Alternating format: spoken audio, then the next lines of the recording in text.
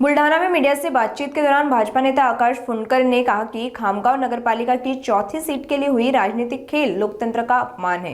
उन्होंने बताया कि विरोधियों ने केवल सत्ता की इच्छा के लिए नीतियों और तत्वों को अनदेखा किया, जबकि जनता का आशीर्वाद हमेशा भाजपा के साथ था। यह तंज फुंडकर ने कांग्रेस और राष्ट्रवादी कांग्रेस पक्ष को आड़े हाथ लेते हुए किया। आगे फुंडकर ने सभी निर्वाचित सदस्यों से अपील की कि वे राजनीति को पीछे छोड़कर खामगांव के विकास और प्रगतिशील खामगांव बनाने के लिए मिलकर काम करें।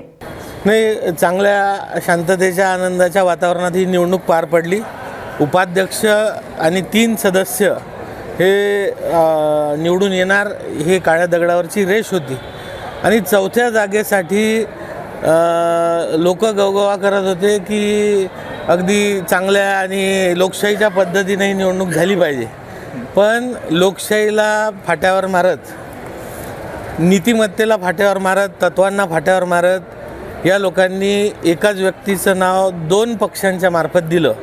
खऱ्या अर्थाने हीच लोकशाहीची थट्टा होती। या निवडणुकीतच हे दोन्ही पक्ष एक दुसऱ्याच्या विरोधात लढले होते आणि एवढं लढल्यानंतर, एवढं एकमेकाला शिव्या दिल्यानंतर, हारल्यानंतर पुन्हा सत्तेसाठी किती मरमर असते। म्हणजे खालच्या लेवलपासून तर आपण वरच्या लेवलपर्यंत पाहिलं की काँग्रेस राष्ट्रवादी हे सत्तेसाठी किती खालच्या लेवलला जाऊ शकतात हे आज पुन्हा त्यांनी स्वतः सिद्ध करून दाखवलं।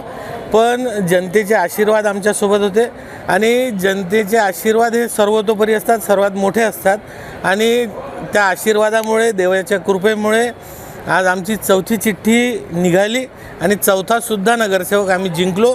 मी सर्व जनतेचं, खामगावच्या नागरिकांचं आणि निवडून आलेल्या सर्वांचं, उपाध्यक्ष आमच्या काकू संतोष देवी पुरोहित, नगरसेवक आमचे पप्पूसेठ अग्रवाल, रामभाऊ मिश्रा, आपले बाबूभया भट्टड आणि मुन्नाभाऊ पुरवार या सर्वांचं खूप खूप अभिनंदन करतो। या चौघांच्या आता आजपासनं येण्यानी, पदावर बसल्याने आजपासनं खऱ्या अर्थानं नगरपालिकेचं काम सुरू होणार आहे।